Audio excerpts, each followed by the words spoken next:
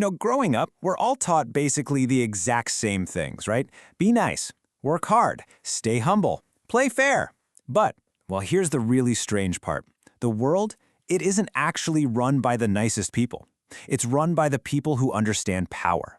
Welcome to today's Explainer, where we are going to dive deep into the brilliant, honestly kind of uncomfortable, but absolutely fascinating insights from Robert Greene's 48 Laws of Power.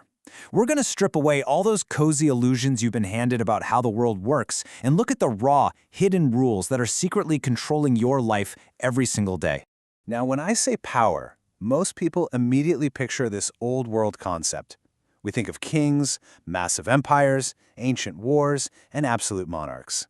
But they are wrong. The game never actually disappeared. It just became invisible. The battlefield simply evolved into something completely unseen, and it's happening right under our noses in literally every interaction we have. Think about it. Today's battlefield is way cleaner. We don't have swords or crowns or clashing armies anymore. Instead, modern power is waged through influence, perception, silence, and strategy. It's this clean, psychological war. And the chilling reality here is that if you refuse to learn these new rules, you don't get to just sit out on the sidelines. No way. You simply become a pawn for the people who do know how to play. All right, let's jump right into idea 1, the friend trap. So most people never realize this highly counterintuitive rule. Envy rarely comes from total strangers. Actually, it almost always comes from the people closest to you. Think about it. Friends compare. Friends compete. Friends quietly resent your success. To really understand this trap, we have to look at this philosophical foundation laid down by the 17th century thinker Balthasar Gracian. He said, "The wise man profits more from his enemies than a fool from his friends." Basically, a known rival is often much sharper and way more useful to you than a completely complacent ally. Let's break down exactly why this is. Trusting your friends carries massive risks. For one, they're easily aroused to envy. Plus, they can become spoiled, even tyrannical, and their loyalty, well, it often breeds this really dangerous complacency. But on the flip side, look at the value of enemies. An enemy stays sharp. Actually, if you hire a former enemy, they are often way more loyal than a friend because they literally have something to prove. Take Napoleon's foreign minister, Talleyrand. When he desperately needed a Confederate, he didn't pick his best buddy. He picked Fouché, his absolute most hated enemy, knowing for sure that Fouché's intense need to prove himself would move mountains. And we can see this concept playing out on a massive scale too. Mao Zedong deliberately used a formidable enemy, the Japanese, to train and harden his ragtag communist army, instead of just running away and avoiding the conflict entirely. He knew that without a worthy opponent, a group simply cannot grow stronger. Conflict is exactly what keeps you vigilant. Which brings us right to our second hidden rule.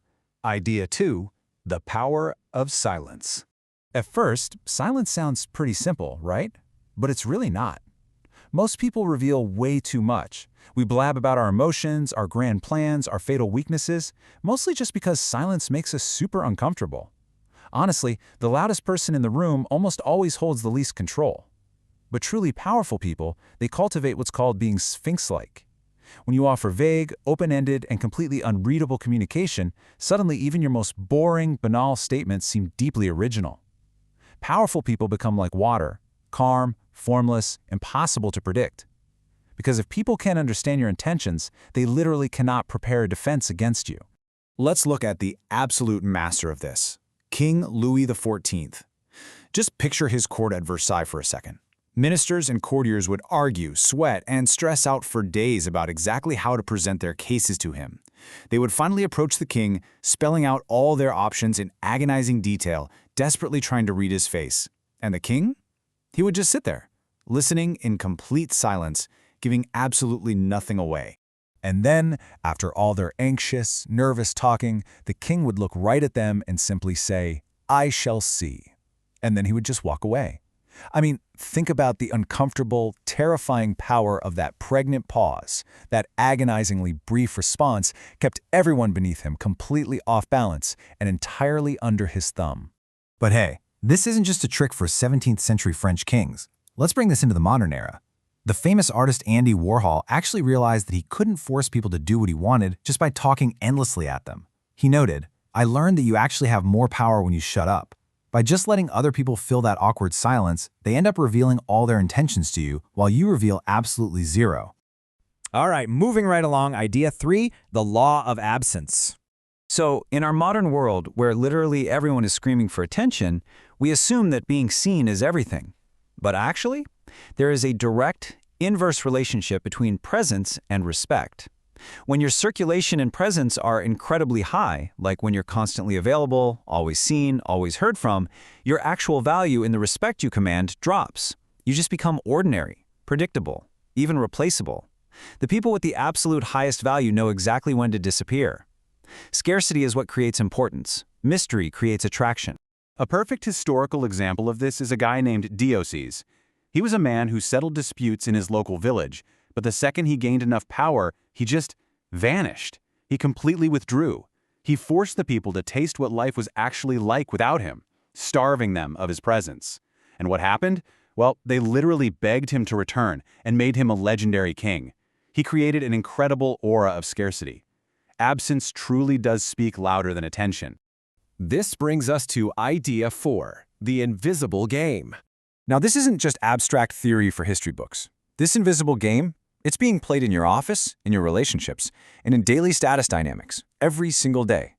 Today's world is basically a civilized war. Napoleon had this brilliant piece of advice for this. He said you have to place an iron hand inside a velvet glove, meaning outwardly you act totally civilized, decent, perfectly democratic. But inwardly, unless you want to be a fool, you must be calculating and maneuvering. You have to master the art of indirection. The true masters of power operate seamlessly through these 3 key steps. First, they completely suppress emotion, because an emotional response is basically the single greatest barrier to power. Second, they calmly observe and calculate. And third, they influence indirectly. Most people just react, but powerful people calculate. Pawns do the exact opposite of this. They react emotionally, they complain about fairness, and they loudly demand equality, all while completely losing all of their leverage.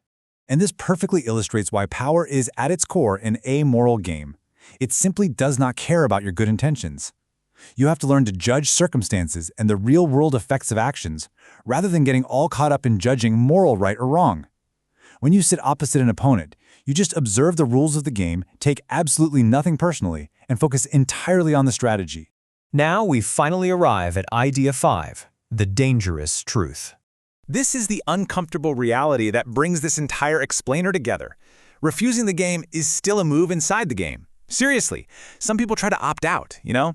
They flaunt their moral superiority, their perfect honesty, or they deliberately display their weakness, demanding to be treated completely equally. But make no mistake here, those are actually just covert, manipulative power strategies themselves. They're just attempting to coerce others through guilt and supposed purity. Basically, there is no opting out. So, what should you actually take away from all this? Well, understanding these laws isn't about becoming evil or malicious. Not at all. It's about finally opening your eyes to the hidden system. It's about ensuring you aren't walking around blind anymore. Because once you see the game clearly, you can stop reacting to the constant push and pull of the world and start directing your place within it on your own terms. Remember, the world rewards awareness, not innocence. The game never stops. So the only question left for you is this: will you remain a pawn, or will you finally learn the rules? Thank you so much for joining me on this explainer today. Keep your eyes open out there, and I'll see you next time.